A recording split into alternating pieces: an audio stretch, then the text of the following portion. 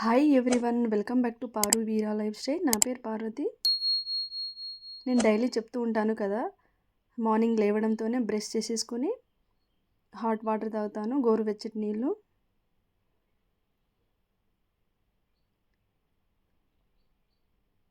అలాగే కిచెన్లో ఏదైనా పని ఉంటే ఆ పని కూడా చేసుకుంటాను, నీళ్ళు వేడయ్యే వరకు.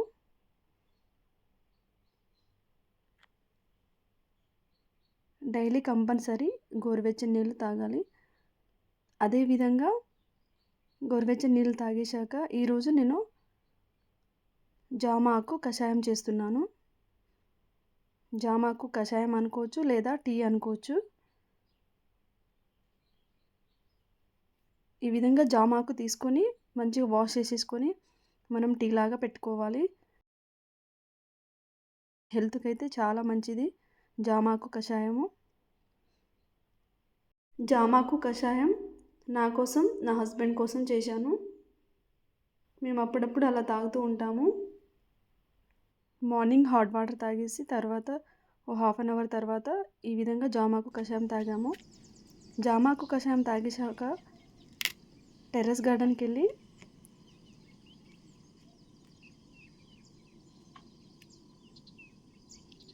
డ్రాగన్ ఫ్రూట్ హార్వెస్ట్ చేశాను. చూడండి, ఆర్గానిక్గా పండింది.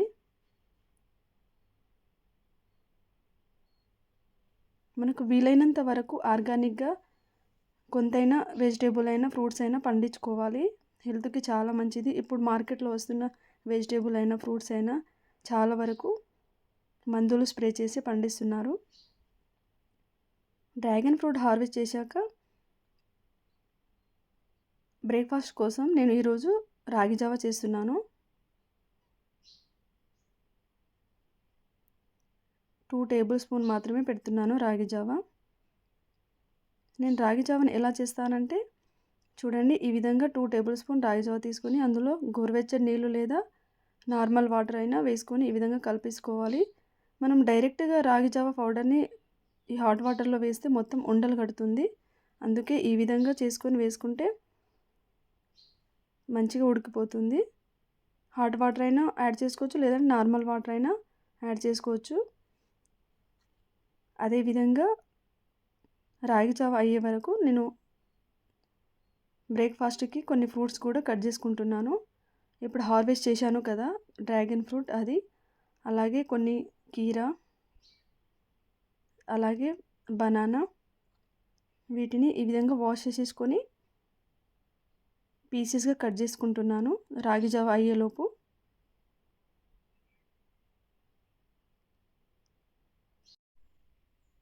చూడండి, ఈ విధంగా చిన్న చిన్న పీసెస్గా కట్ చేసుకుంటున్నాను కీర దోసను. అలాగే హార్వెస్ట్ చేసిన డ్రాగన్ ఫ్రూట్ని కూడా ఈ విధంగా కట్ చేసుకుంటున్నాను 2 పీసెస్గా. ఫ్రెష్ డ్రాగన్ ఫ్రూట్ కాబట్టి చాలా అంటే చాలా టేస్ట్ ఉంటుంది. రాగి జావ అయితే అయిపోయింది.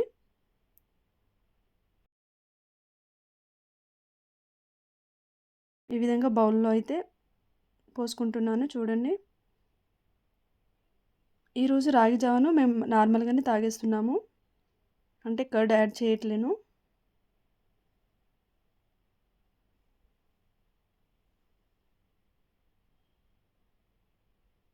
చూడండి, మా బ్రేక్ఫాస్ట్ చాలా కలర్ఫుల్గా ఉంది కదా. మనం కంపల్సరీ మార్నింగ్ టైం అయితే ఫ్రూట్స్ యాడ్ చేసుకోవాలి మనం బ్రేక్ఫాస్ట్కి. ఏది తిన్నా, దోశ అయినా ఇడ్లీ ఏది తిన్నా తర్వాత మనం 1 అవర్ తర్వాత అయినా ఫ్రూట్స్ ఈ విధంగా యాడ్ చేసుకోవాలి. ఇది మా ఈరోజు బ్రేక్ఫాస్ట్, ఫ్రూట్స్ అండ్ రాగి జావా. రాగి జావాలో నేనైతే ఏం యాడ్ చేయలేదు, జస్ట్ కొంచెం సాల్ట్ యాడ్ చేశాను అంతే. ఇలా లిక్విడ్గా చేసుకొని తాగేసాము రాగి జావను. అలాగే కొన్ని ఫ్రూట్స్ కూడా తీసుకున్నాము.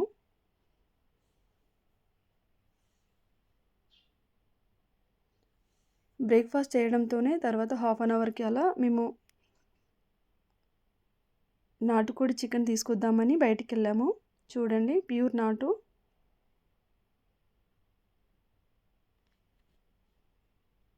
చికెన్ తీసుకొచ్చి నేను లంచ్కి అయితే ప్రిపేర్ చేస్తున్నాను. నాటుకోడి పులుసు పెట్టుకుందామని నేను తెచ్చుకున్న చికెన్ని ఈ విధంగా వాష్ చేసుకుంటున్నాను. చికెన్ అయితే నేను 2 నుండి 3 టైమ్స్ అలా వాష్ చేసేస్తాను. ఈ విధంగా వాష్ చేశాక హోల్స్ ఉన్న గిన్నె ఉంటుంది కదా, అందులో ఈ విధంగా వేసుకుంటాను. ఎందుకంటే ఆ చికెన్లో ఉన్న వాటర్ మొత్తం కిందికి వచ్చేస్తుంది. ఈ హోల్ ఉన్న గిన్నె కింద ఇంకో గిన్నె పెట్టేస్తాను. ఆ వాటర్ అంతా ఈ గిన్నెలో వచ్చేస్తుంది. అలాగే చికెన్ కర్రీకి కావాల్సిన ఆనియన్, పచ్చిమిర్చి, అలాగే టమాటోస్ని కూడా కట్ చేసుకుంటున్నాను. ఈ నాటు చికెన్కి కొన్ని మాత్రమే తీసుకోవాలి. 2 పచ్చిమిర్చి అలాగే 1 ఆనియన్ తీసుకున్నా పర్లేదు, చాలా బాగా టేస్ట్ వస్తుంది. నాటు చికెన్ కాబట్టి కొంచెం పులుసు చేస్తేనే బాగుంటుంది. నాటు చికెన్ కర్రీ చేయడానికి నేను ముందుగా కడాయి పెట్టేసుకొని గ్యాస్ ఆన్ చేశాను. కర్రీ చేసుకోవడానికి ఆయిల్ మనకు కావాల్సినంత తీసుకోవాలి.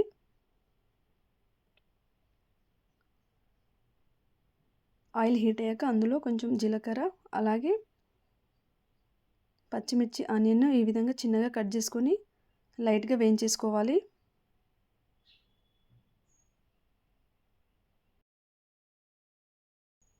కొద్దిసేపు వేయించాక 2 టేబుల్ స్పూన్ అల్లం వెల్లుల్లి పేస్ట్ వేసుకొని అల్లం వెల్లుల్లి పేస్ట్ పచ్చివాసన పోయే వరకు ఈ విధంగా వేయించేసుకోవాలి. అలాగే 1 టేబుల్ స్పూన్ పసుపు వేసుకొని వేయించేసుకోవాలి. ఈ ప్రాసెస్లో నాటు చికెన్ పులుసు చేసుకోండి, చాలా అంటే చాలా టేస్ట్గా ఉంటుంది. విలేజ్ స్టైల్లో చేస్తున్నాను. అలాగే మనం ముందుగా కడిగి పెట్టుకున్న నాటు చికెన్ పీసెస్ని ఈ విధంగా వేసుకోవాలి. ఈ విధంగా వేసేసుకొని కొద్దిసేపు కలిపేసి మూత పెట్టేసి ఉడకనివ్వాలి. చికెన్ కర్రీ ఉడికేలోపు ఈరోజు నేను లంచ్కి కొర్ర రైస్ చేస్తున్నాను. కొర్ర రైస్ను 2 గ్లాసెస్ తీసుకున్నాను. టీ గ్లాసెస్తో సరిపోతుంది. ఈ కొర్ర రైస్ను 2 నుండి 3 టైమ్స్ అలా వాష్ చేసేసుకోవాలి.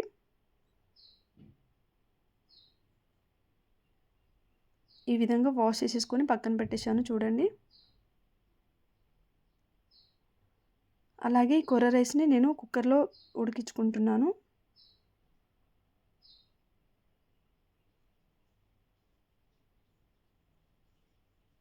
ఈ విధంగా కుక్కర్లో వేసుకొని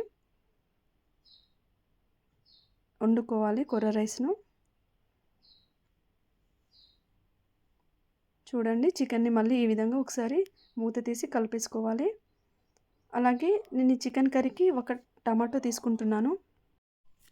ఈ విధంగా చిన్నగా కట్ చేసుకున్న టమాటో పీసెస్ని చికెన్ కర్రీలో వేసుకోవాలి. చికెన్ పీసెస్ అలాగే టమాటో పీసెస్ కలిసేలాగా కలుపుకోవాలి. కలిపేసుకొని మూత పెట్టి ఉడకనివ్వాలి. అలాగే ఈ నాటు చికెన్ కర్రీకి కాంబినేషన్గా నేను కొర్ర రైస్ చేస్తున్నాను కదా, ఈ కొర్ర రైస్కి 2 గ్లాసెస్ కొర్ర రైస్కి 5 గ్లాసెస్ వాటర్ తీసుకుంటున్నాను. నేను కొర్ర రైస్ని ముందుగా నానబెట్టలేదు, డైరెక్ట్గానే వండుకుంటున్నాను. అందుకే 2 గ్లాసెస్ కొర్ర రైస్కి 5 గ్లాసెస్ వాటర్ తీసుకుంటున్నాను.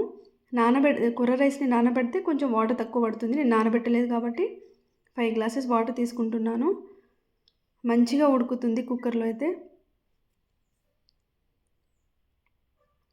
ఈ విధంగా కొర్ర రైస్లో వాటర్ పోసుకొని మూత పెట్టేసి గ్యాస్ ఆన్ చేసి గ్యాస్ మీద పెట్టేసుకోవాలి. ఈ కొర్ర రైస్ అలాగే ఈ నాటు చికెన్ పులుసు చాలా బాగుంటుంది. టేస్ట్ అయితే మీరు కూడా ట్రై చేయండి, చాలా బాగుంటుంది. హెల్త్కి కూడా చాలా మంచిది కొర్ర రైస్, మిల్లెట్స్ ఇవి.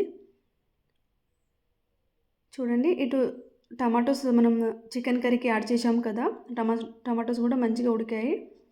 ఇప్పుడు 2 టేబుల్ స్పూన్ కారం పొడి వేసుకొని చికెన్ కర్రీ మొత్తం అంతా కలిపేసుకోవాలి. కారం పొడి అండ్ చికెన్ పీసెస్ మొత్తం ఈ విధంగా కలిపేసుకోవాలి. ఈ విధంగా కలిపేసుకున్నాక 2-3 మినిట్స్ మూత పెట్టి ఉడకనివ్వాలి. తర్వాత మూత తీసి ఒకసారి కలిపేసుకోవాలి. చూడండి, మంచిగా ఉడికింది.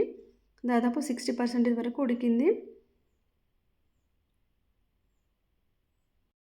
మనం పులుసు చేసుకుంటున్నాం కదా, చికెన్ పులుసు, కాబట్టి నేను హాట్ వాటర్ని యాడ్ చేస్తున్నాను. హాట్ వాటర్ యాడ్ చేసేసి ఈ విధంగా కలిపేసుకొని మూత పెట్టాలి. మూత పెట్టేసి 5 మినిట్స్ వరకు ఉడకనిచ్చాక సాల్ట్ వేసుకోవాలి. నేను 1 టేబుల్ స్పూన్ సాల్ట్ వేస్తున్నాను కర్రీలో.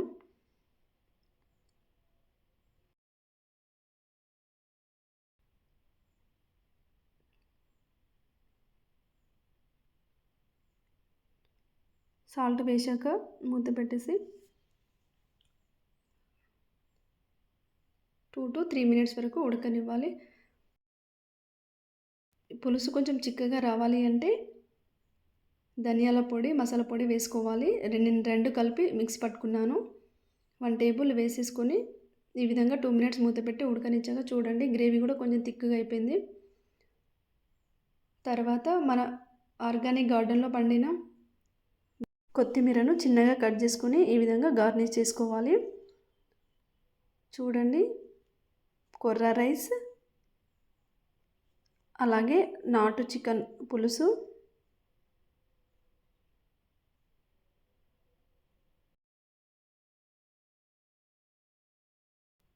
అలాగే ఆనియన్స్. చికెన్ కర్రీకి ఆనియన్స్ కాంబినేషన్ చాలా బాగుంటుంది. అలాగే మజ్జిగ, అవిసె గింజల పొడి. ఈ విధంగా తింటే టేస్ట్ బాగుంటుంది, హెల్త్ కూడా బాగుంటుంది, చాలా బాగుంటుంది. మీరు కూడా ట్రై చేయండి. ఇది మా లంచ్ ఈరోజు. ఈ వీడియో కనుక మీకు నచ్చి యూస్ఫుల్ అనిపిస్తే సబ్స్క్రైబ్ చేసి లైక్, షేర్, కామెంట్ చేయండి.